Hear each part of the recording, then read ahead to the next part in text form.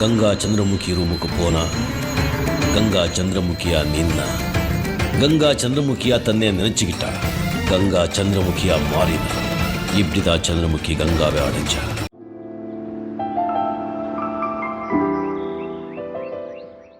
Hello viewers, இன்றைக்கி நம்ம கனவா வாங்கியிருக்கோம். கனவா ஃப்ரை பண்ண போகிறோம்.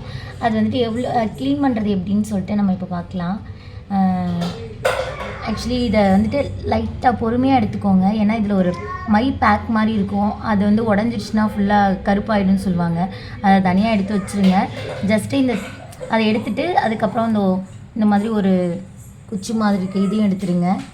அதுக்கப்புறம் இது மேலே ஒரு ஸ்கின் இருக்குது. இந்த ஸ்கின்னை மட்டும் ஜஸ்ட் இப்படி நெகத்தால் பண்ணாவே வந்துடும். அதை அப்படியே உரித்து எடுத்துட வேண்டியதுதான்.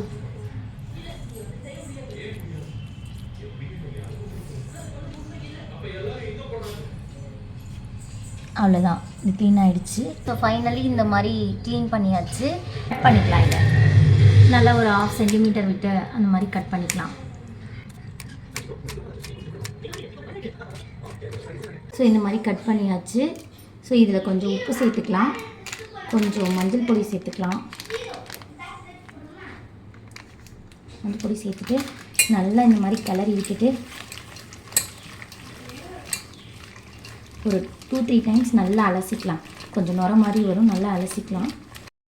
கனவா ஃப்ரைக்கு தேவையான பிரிஞ்சி இலை, பட்டை, ஸ்டார் பூ, மராத்தி முக்கு, ஒரே ஒரு லவங்கம், அதுக்கப்புறம் வெங்காயம், தக்காளி, பூண்டு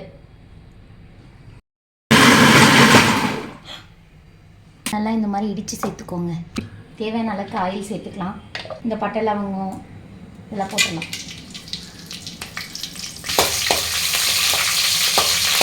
அடுத்து வெங்காயம் சாப் பண்ணி வச்சுது.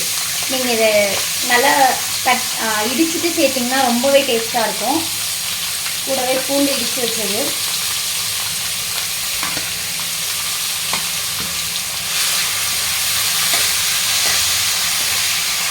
நல்லா வதக்கிக்கலாம். அதை வர வரைக்கும் வதக்கிட்டே இருங்க. இந்த ஸ்டேஜில் நம்ம அப்படியே தக்காளி சேர்த்துக்கலாம்.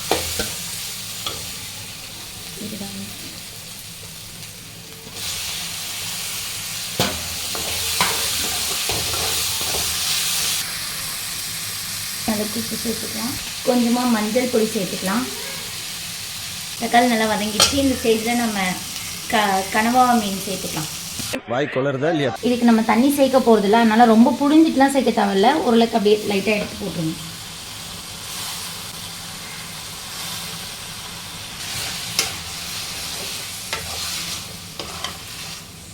ஒரு 2 மினிட்ஸ் வதங்கட்டும், அப்புறம் மசாலா சேர்த்துக்கலாம். வதங்கிடுச்சு. தண்ணி நல்லா விட்டுருக்கு பாருங்கள். தண்ணியே நம்ம ஊற்ற தேவையில்ல. ஸோ இந்த டைமில் நம்ம வீட்டு மிளகாத்தூள் சேர்த்துக்கலாம். அப்படி ஆட் பண்ணியாச்சு. இப்போ நம்ம வந்துட்டு க்ளோஸ் பண்ணி அப்படியே வேக வச்சுன்னா போதும். ஒரு குக்கும் ஆகக்கூடாது. ஸோ ரப்பர் மாதிரி ஆகிடும். உப்பெல்லாம் தேவையான அளவு சேர்த்துட்டு இப்படி க்ளோஸ் பண்ணி வச்சு கொஞ்சம் ஸ்லிம்மில் வச்சுட்டு அப்படியே வேக வைங்க. எடுத்துட்டு கிளறி விடுங்க. கனவா நல்லா ஃப்ரை ஆகிடுச்சு. இந்த மாதிரி தொக்கு மாதிரி வேணுனாலும் நீங்கள் ஸ்டாப் பண்ணிக்கலாம். இல்லை நல்லா ட்ரையாக வேணுனாலும் இன்னும் கொஞ்சம் நேரம் அடுப்பில் வச்சு எடுத்துக்கலாம். ஸோ நான் இந்த ஸ்டேஜ்லேயே தொக்கு மாதிரி மிளகு தூவி இறக்க போகிறேன். அவ்வளோதான். கொத்தமல்லி தானே மிளகுன்னு சொல்கிறேன். Chicken kurma ready. ரசம் வச்சா லஞ்ச் ஓவர். எதுக்கு வந்தோன்றதையே மறந்துட்டு நஜ சமையல்காரனாவே மாறிட்டாங்க. வேணா இந்த ஸ்டேஜில் நீங்கள் பெப்பர் கூட ஆட் பண்ணிக்கலாம் டேஸ்ட்டுக்காக. நம்மளோட கனவா ஃப்ரை சூப்பராக ரெடி ஆயிடுச்சு.